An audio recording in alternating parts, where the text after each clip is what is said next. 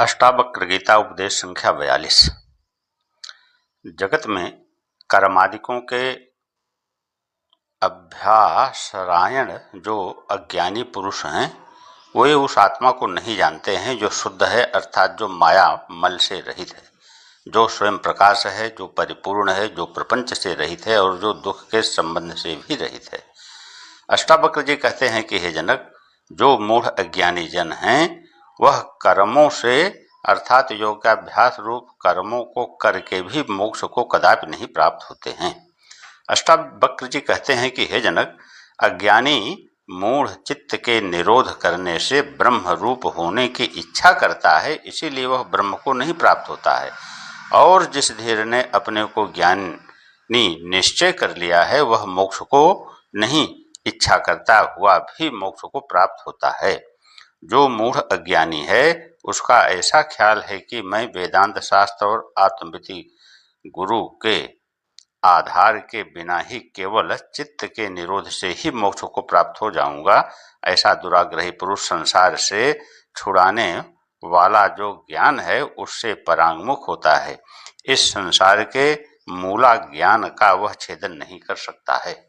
अष्टावक्र जी कहते हैं कि हे जनक, मूढ़ अज्ञानी जिस हेतु चित्त के निरोध से शांति की इच्छा करता है, इसी वास्ते वह शांति को नहीं प्राप्त होता है। धीर जो है वह आत्म तत्व को निश्चय करके शांति की इच्छा नहीं करता है, इसलिए शांति को प्राप्त होता है। जो अज्ञानी पुरुष हैं वह प्रत्यक्ष प्रमाणों से ही जाने हुए पदार्थों को सत्य रूप से मानता है, इसी कारण उसको आत्मदर्शन कदापि नहीं प्राप्त होता है। और जो ज्ञानी है वह देखते हुए पदार्थों को नहीं देखता है, किंतु उनके अंतर्गत कारण सर्ती सर्वत्र चिद्रूप आत्मा को ही देखता है। जो अज्ञानी पुरुष शुष्क चित्त के निरोध में हठ करता है उसका चित्त कभी निरोध को नहीं प्राप्त होता है। अज्ञानी ही चित्त के निरोध के लिए समाधि लगाता है। जब वह समाधि से उत्थान करता है तब फिर उसका चित्त संसार के पदार्थों में फैल जाता है, और जो आत्मा में स्मरण करने वाला योगी है जिसका चित्त निश्चल है उसका चित्त सर्वदा आत्मा से ही निरुद्ध रहता है। इसी कारण सर्वदा उसकी समाधि बनी रहती है। अष्टावक्र जी कहते हैं कि हे राजन, कोई एक नैयायिक ऐसा मानता है कि भाव रूप प्रपंच परमार्थ से सत्य है, और कोई शून्यवादी कहता है कि जब प्रपंच शून्य रूप है, क्योंकि शून्य ही से उसकी उत्पत्ति होती है और हजारों में से कोई एक आत्मा का अनुभव करने वाला होता है, वह भाव और अभाव दोनों की भावना का त्याग करके और स्वस्थ चित्त होकर अपने आत्मानंद में ही सदा मग्न रहता है। अष्टावक्र जी कहते हैं कि हे जनक, अज्ञानी मूढ़ शुद्ध निर्मल द्वैत से रहित व्यापक आत्मा का अनुभव नहीं करता है, क्योंकि उनका मोह सांसारिक पदार्थों से निवृत्त नहीं हुआ है। इसी कारण उनको आत्मा का साक्षात्कार नहीं होता है। जिसको आत्मा का साक्षात्कार नहीं हुआ है उसकी बुद्धि सांसारिक विषय का आलंबन करती है, और जो निष्काम जीवन मुक्त है उसकी बुद्धि आत्मा के आश्रय रहती है। आत्मा के अचल होने से वह बुद्धि भी सदैव स्थिर रहती है।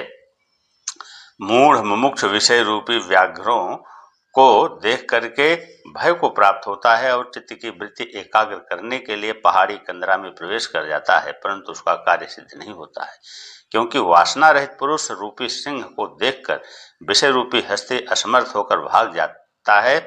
और ऐसे ही नरसिंह की प्रतिष्ठा और सेवा इतर पुरुष ईश्वर से प्रेरित हुए करता है। दूर हो गए हैं संशय जिनके निश्चल है मन जिनका, ऐसा जो जीवन मुक्त ज्ञानी पुरुष है वह यम नियमादि क्रिया को भी हट से नहीं करता है, क्योंकि उसका कर्तृत्व ध्यान नहीं रहता है। अष्टावक्र जी कहते हैं कि चिदात्मा के श्रवण मात्र से ही जिसकी शुद्ध अखंडाकार वृत्ति उत्पन्न हुई है वही अपने आत्मा के स्वरूप में स्थित है। वह न आचार को न अनाचार को अर्थात न शुभ न अशुभ कर्म को न उनसे रहित होने की इच्छा को करता है। जिस काल में वह ज्ञानी शुभ कर्मों को अथवा अशुभ कर्म को करता है वह प्रारब्ध के वश से दैव गति से अकस्मात करता है। शोभन अशोभन बुद्धि से वह हट करके नहीं करता है, क्योंकि उसकी चेष्टा बालक की तरह प्रारब्ध के अधीन होती है, राग द्वेष के अधीन नहीं होती है।